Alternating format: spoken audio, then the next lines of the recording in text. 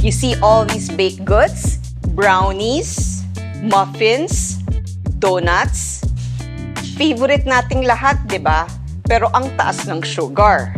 But I will ketify all of them, all this in one class.